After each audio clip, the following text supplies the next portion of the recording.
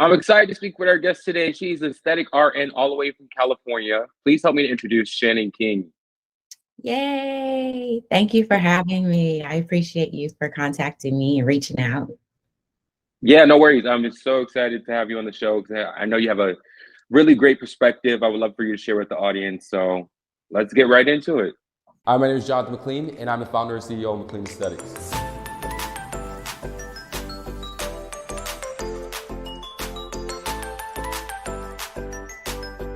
Welcome to the dark side. Let's go.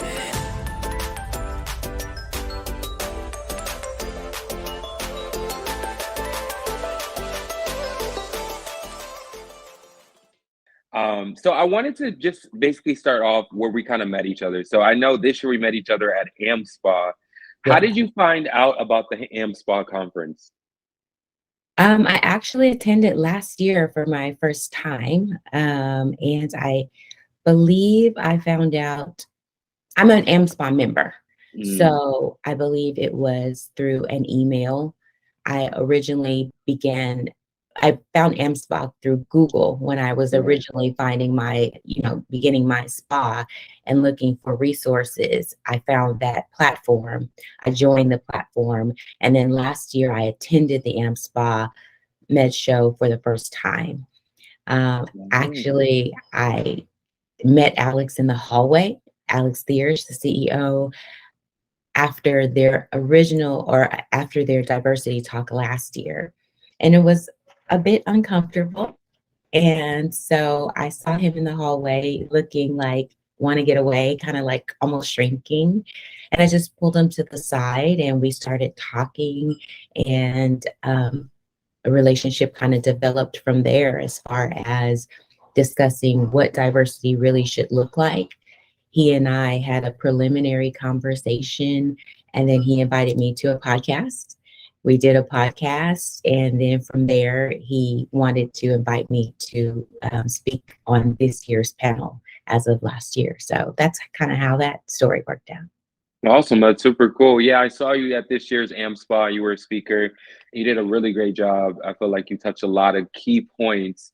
Tell us, I want to hear a little bit about your experience and kind of the diversity that you face getting in this industry. Well, that's just it.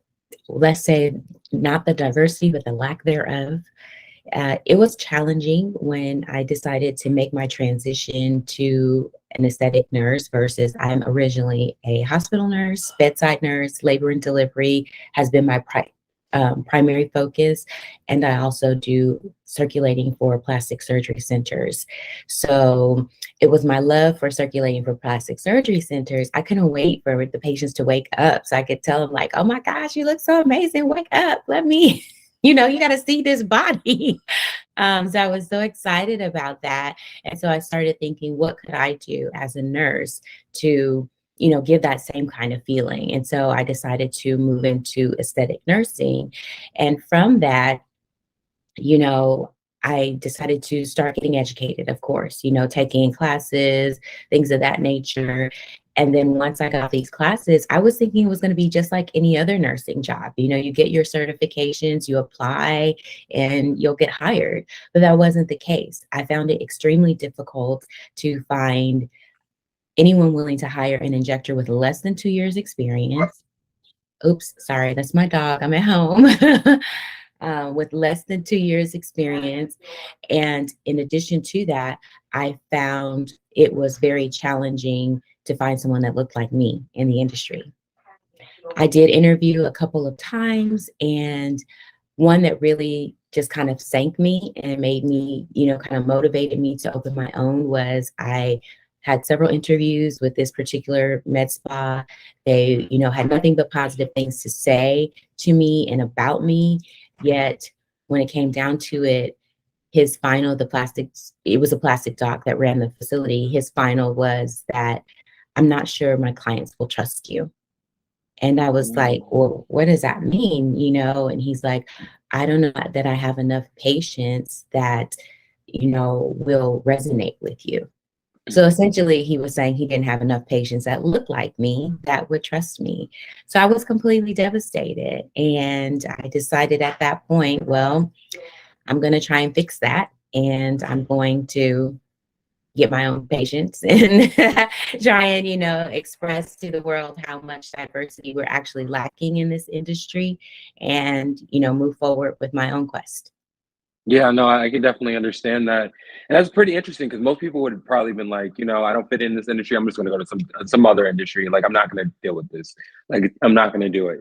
But you decided to like fight that battle and kind of get over it, which is very honorable, I think, Oh, for thank sure. you. Thank you. Yes. I just did it because I felt like it was the right thing to do. And Mm, I know how amazing these services make people feel. And mm, why not make it be available for everyone? And I started looking around in the industry and noticed that there are some boss, women of color and, in the industry. However, they're very far and few. yeah, for sure, for sure. Tell us. So, I always like to go into solutions. What are some ways that people in this industry can kind of help to fix that? Absolutely. That's what it's enough talking about what's wrong. Let's talk about solutions. So I'm big on Mm, that. The first and foremost is training. I think that in my experience, it has been really expensive for new nurses to get trained. And I feel like that is a big part of why you don't see so many people of color, because there is a socioeconomical disparage when we talk about ethnicities and tradition and things like that. What I would say, like I said, traditional ethnicities, we are predominantly not as well off, and we don't necessarily have that financing available for the investments. So I'd like to see the manufacturers, I'd like to see some of our big name aesthetic practitioners offer some scholarships and some training programs. That's definitely my goal is, I'm not going to say if, I'm just going to say when I become big time is, to do a scholarship program and offer maybe two new aesthetic nurses or two nurses that want to become aesthetic practitioners a year, the opportunity to come learn, train with me, learn the industry, and to give back. So if we had more of that, I'm not necessarily looking for free handouts for everyone, but if everybody did one per year, maybe, that would be a good start, in expanding diversity and not just women of color. Again, I am a woman of color, but that's not just my primary focus. Of course, it resonates with me. I can identify with it, but there are so many diversities that are not represented in this space, and we've got to change that. We've got to make our world look more like the world we live in. that's true. That's very true. Can you define that a little bit more? Can you dig deeper into that about like not just color? What is the other diversities, I guess, in this space that you mentioned? I'd love to see a LGBTQIA population have a safe place. I know of maybe Mm, one or two uh, spas that they are very diverse, and even their injectors are a part of that community. And so they can feel a little more safe. But I like for it to be known that my space is very safe. And so others should, if again, it starts with solutions, right? So let's self-reflect. Are you okay with mm. making everyone beautiful, making everyone feel beautiful? Are you okay with just making people feel beautiful that look like you? I'm okay with making everyone feel beautiful. I know how important gender affirming procedures can be, how it can be a quality of life issue, not just a corrective or restorative medicine service for them. So I'm very comfortable with servicing that population. So part of the solution is to reflect and see, are you comfortable with that? And if you are, what are you doing? Does your marketing reflect that? Does your office reflect that? Does your staff reflect that? So again, that population, not only that, I don't see a lot of men in this space. There's definitely maybe like an 80-20, and most of our men are the physicians. the plastics. But as far as injectors go, I don't see a lot of men in this space and people comfortable with that. Men can be very artistic as well. And I think that, the space should be welcoming for anyone that wants to be involved. Now, if it's not your thing, of course, we're not shoving you in, pushing you in, but it should be accessible to anyone that wants to enter and not feel like they're the black sheep of the group. Yeah, that can definitely be understandable for sure, for sure. And I think a lot of people will resonate with that. Yes. So Shannon, I wanted to talk a little bit about because one of the cool things about you in the aesthetic industry, you specialize in a special procedure. So I wanted you to kind of explain kind of your scope and what you focus on mostly in the aesthetic industry and what you specialize in. Well, I specialize in injectables. I don't do lasers at this point. I'm not even sure that that's what I want to be my thing, to be quite honest. I know that it has its place and its benefit, and I'm so grateful for it because I've had laser hair removal myself. However, right now that's not my thing. So I do specialize in injectables. The most favorite thing that I love to do are PDO threads. PDO threads is probably like I said, I feel like that procedure is the base of such wonderful things. You can use a lot less what I call complementary injectables with using the tissue that we already have. So it reduces that puffy face looking. It really gives that natural restoration, corrective. So I love a PDO thread. I absolutely do. And like I said, I complement it with injectables in addition to the PDO threads. Nice. Now I always have to throw it to the new injectors. Do you have any advice for injectors trying to break into this industry? Anything that you can give them? As far as new injectors, well, I think that, I'm sorry about that. Again, I'm home, sorry. Life is happening around me. New injectors, don't give up. Don't give up. Don't, if you hear a no, you're talking to the wrong person. Don't give up, keep going at it, keep getting training, and be safe.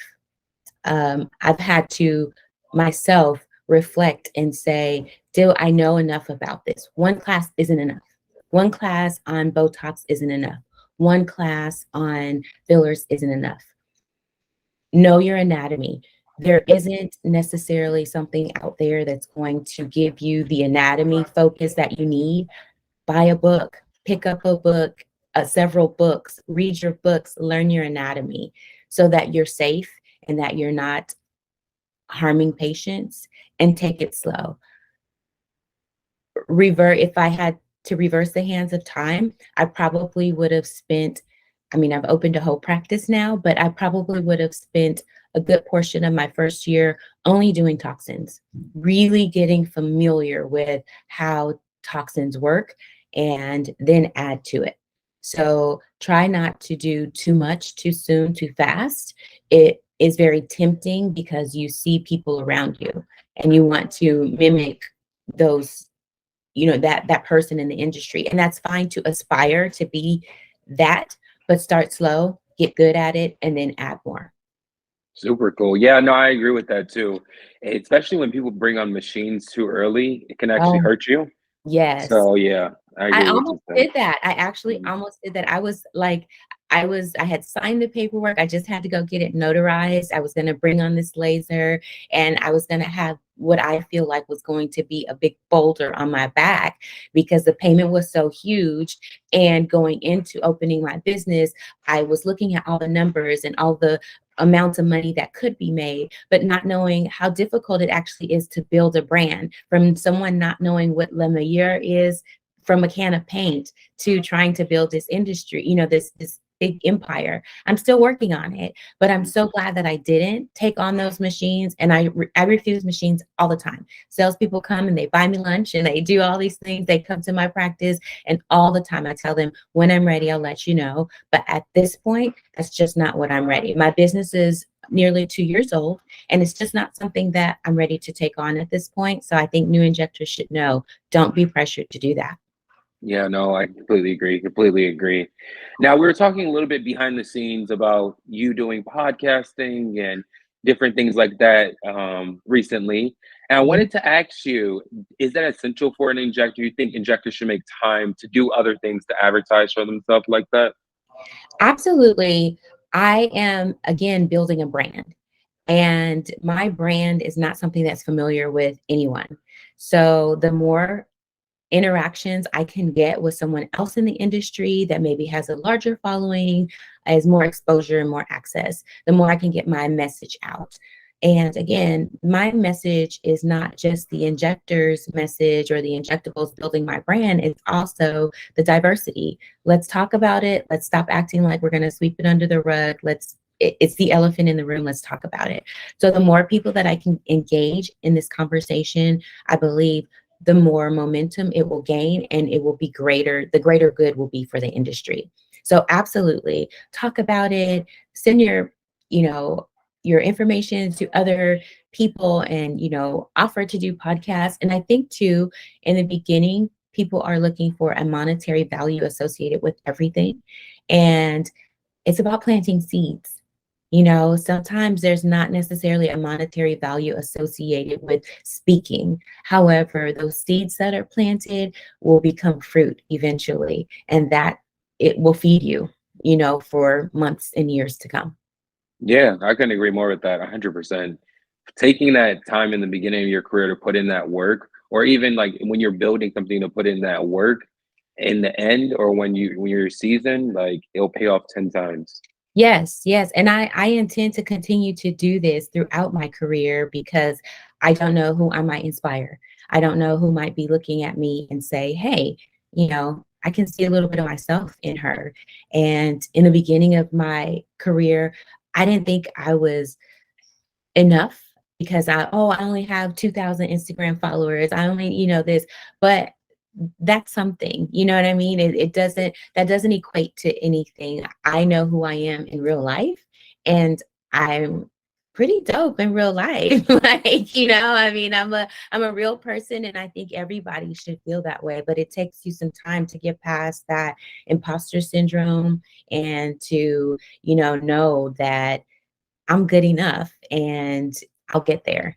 And, I had a mentor that often told me, you're doing so good. And I really couldn't hear it or see it, because I didn't feel like that, but in this place, in this time in my life, just some things have changed, and I've come into my own, and my realization that I'm just as good as the person that has 100,000 followers, a million followers, whatever it is. They just don't know it yet. So, Mhm.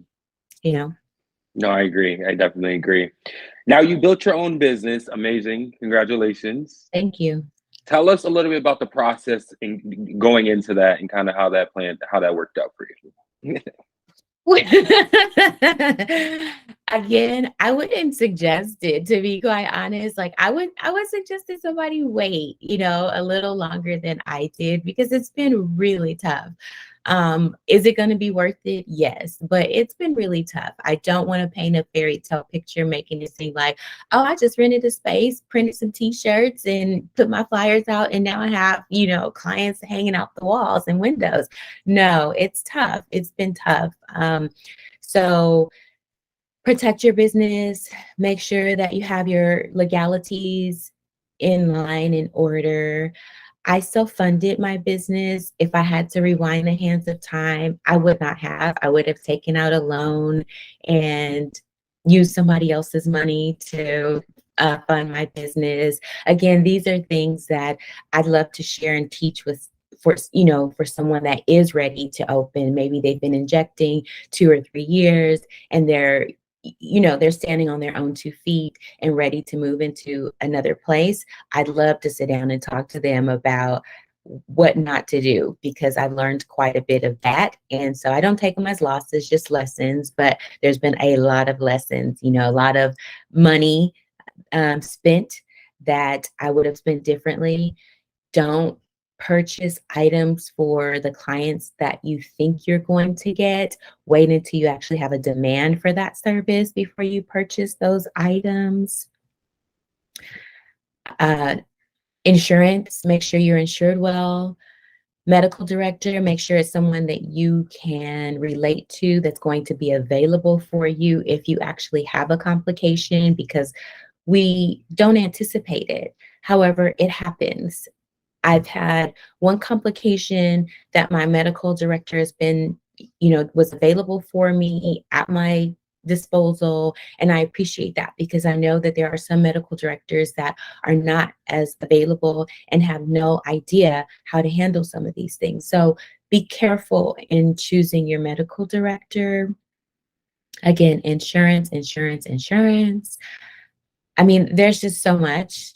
Jonathan, we could like have a whole podcast just on this, to be quite honest.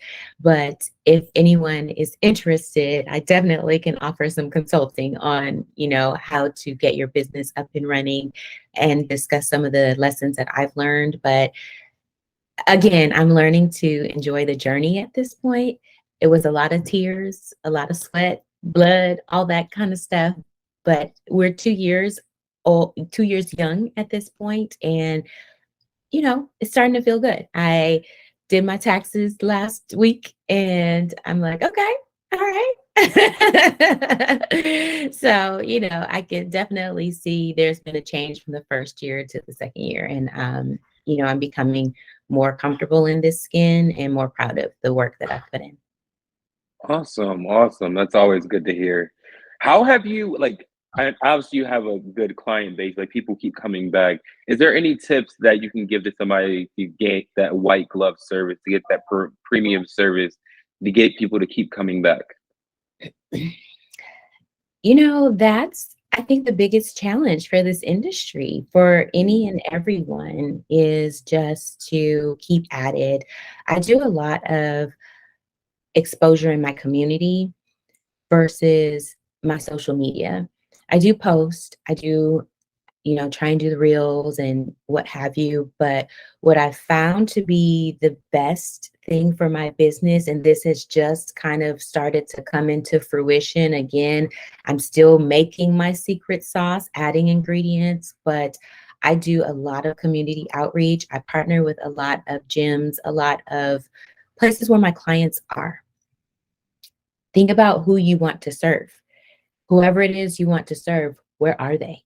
If you're looking to serve, let's say if I were 20 years younger and I wanted to just serve the college girls, and I wanted to make sure that I was the lip girl, that's my thing, then I'd probably spend a lot of time on college campuses, and I'd probably, talk to people there. I'd probably talk to the community center about setting a booth up, or the college center about, giving out information on campuses. So wherever your clients are, the people that you want to serve, that you're trying to serve, I suggest you go to that location and talk to people. And because they have to know you, they have to like you, they have to trust you. And in order to do that, you have to be real to them. Yeah, no, that's a good point. That's a very good point. Go where your clients are and get their attraction that way, for sure. Yes, yes, yes. For sure, for sure. I wanted to talk, I know you talked a little bit about social media in the beginning. I wanted to talk about it in the aspect of today's market. Has it impacted your career a lot, or tell us how social media has helped you? Social media has taken a lot of my time. And I think that people don't realize that. Like, I really didn't realize how demanding the social media platforms would be with regard to my business.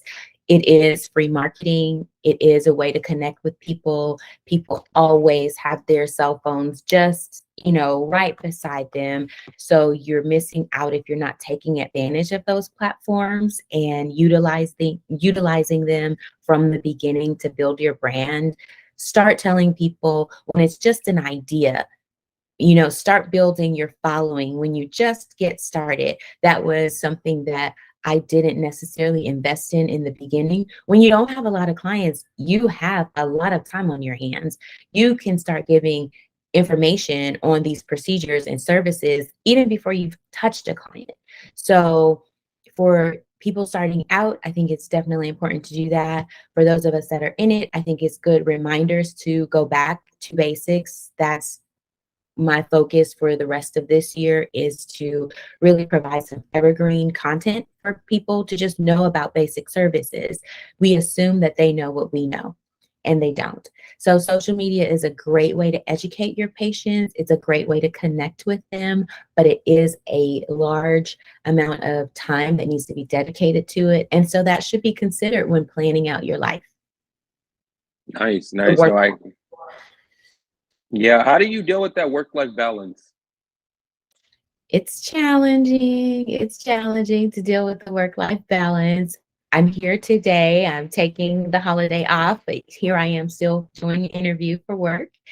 Yet it is also, again, I'm coming into my own. And so I'm not feeling like I have to be there for my patients 24/7. When I first opened my doors, I was working 7 days a week, 28 hours a day, just trying to accommodate patients. And my spa is not far from my home. So it would do a lot of back and forth, like go see a client, then come home, go see a client, come home, or go stay at the spa all day. And now I realize the value of my time. I'm more cognizant of it. And so I've limited my clinic hours from Thursday through Saturday. Once those days are completely booked, then I'll add on another day. And it's important to know, I felt like because I was leasing my space, I needed to use it all of the time. And you should, however, you don't personally have to use it. So if you want to lease out a portion of your space, if you have that type of arrangement where you can, then that's useful. But the work-life balance is important because I found myself, I had to stop and say, like, I bought a job, not a career, and this was supposed to improve my work-life balance versus being in the hospital. And that's not what I did. I was definitely overworked and overwhelmed. But like I said, it's been about the last 3 to 4 months that I finally have really felt like I've locked in a better system and things are moving forward better. Nice, nice. What are some of the aesthetic procedures that you're seeing in your market? Again, lots of PO threads. People are interested in them, but I feel like they're very miseducated. They're thinking that they're going to give you a facelift, and it's not. And so I have to redirect people and educate them that it's more like filler, less like a facelift. You can expect the same results from a filler that you would a PDO thread versus an actual facelift. We're not getting rid of any of the skin. And I think when you hear the term lifting threads, it gives people the wrong impression. It is going to lift tissue. However, it's tissue underneath, and it's not going to remove the excess tissue that people have or excess skin that people have. So when they come in and they're like, oh, I want to be like this, I'm like, hold up. So I think that's a misinformation by way of the name. So that's one of the big things. And I think there's an undervalue in true restorative services. I'm not the injector that's going to augment you and give you these big, voluptuous, hot dog looking lips. That's not my thing. There are people that will give you that. I'm more natural, restorative. Hey, you did something or you look good, but I can't tell what it is. I'm not into the big reveal, So I think that understanding the nature of biostimulators is really underutilized in our market right now. Biostimulators to actually help restore your youth, to bring back collagen, to bring back, those types of the elastin and restore that. Nice, nice. Yeah, no, and I definitely agree because people on Instagram, I see it all the time. They're talking about the lift that you're talking about, and it's like if you're saying that's not how it happens, then for sure, like people are being misinformed about it. Yes, yes. I mean, it's definitely a lift of tissue, but it's more, think of it more as a muscular or sub-Q tissue. It's not. So if you Yeah, have a lot of laxity in your skin, you're really not a good candidate for threads. And those are the people that think they want them because they have a lot of laxity. So. yeah, for sure, for sure. Are there any good conferences that you would suggest for the audience to maybe attend? Wow, I'm still pretty new at conference attending myself. So I know that there is a beauty conference coming up. Haven't decided yet if I'm going to attend, but it looks like a star-studded event as far as the speakers go. The Aesthetic Next was amazing that I attended last year in Dallas, and I'll probably attend that as well. Um, I'm not sure. I mean, I'd love for people to suggest more to me. I've been told that I should do maybe another round of US conferences, and then I should start exploring outside of the United States and, go over to some other countries where they have more advancements actually in other countries than we do, a lot more filler options, things of that nature, a lot more threads. You go to Korea, that's where most of our threads are produced. So those are the things I'm looking forward to in the next couple of years, but I'm pretty newbie at attending different conferences. Okay, nice, nice. That sounds very, very eventful, like out the country and trying new Yes, things. And yeah, for sure, for yes. sure. Is there any key opinion leaders that you would suggest for people to look out for, maybe learn from, things like that in this industry? Wow. Yes.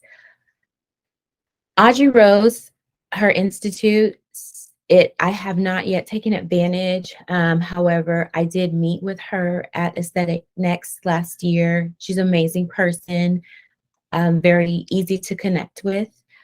Um, I do have a connection with Aesthetic Immersion. Lori has been, excuse me, I apologize.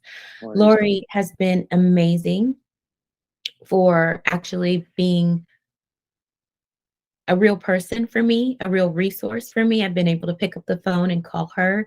We are not that far. We're both in Southern California. And so she's been a real resource to me. So I have to always give her kudos and shout outs. When I had a concern, this one complication that I had, I was able to pick up the phone and call her and say, and she was able to give me some reassurance.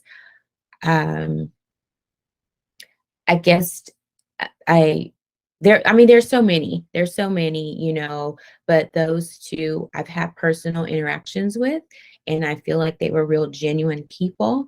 And, it was amazing. awesome, awesome. Well, thank you, Shannon, so much for sitting down with me and speaking more about the aesthetic industry. Tell everybody where they can find you and how to reach out to you if they have questions.